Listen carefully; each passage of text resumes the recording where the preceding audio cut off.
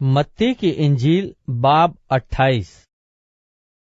और सब के बाद हफ्ते के पहले दिन पौ फटते वक्त मरियम मगदलीनी और दूसरी मरियम कब्र को देखने आई।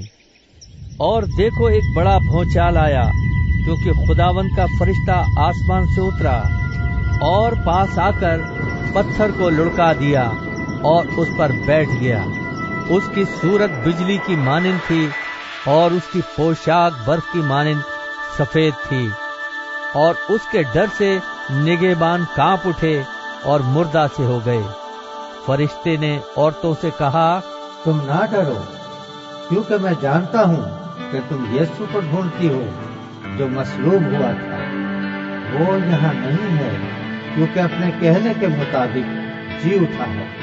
आओ ये जगह देखो जहाँ खुदावंद पड़ा था, और जल्द जाकर उसके शागिर्दों से कहो कि वो मुर्दों में से जी उठा है।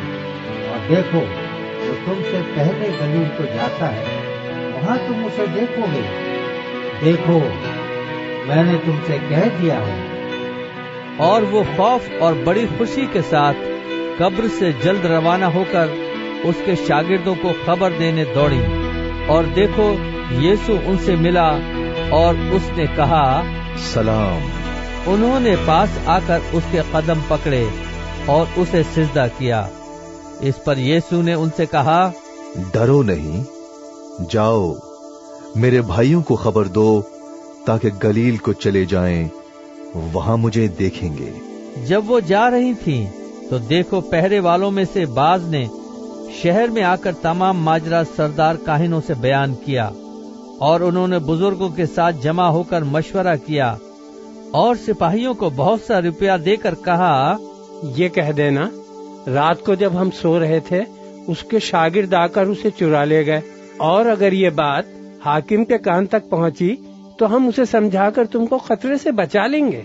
बस उन्होंने रुपया लेकर जैसा सिखाया गया था वैसा ही किया।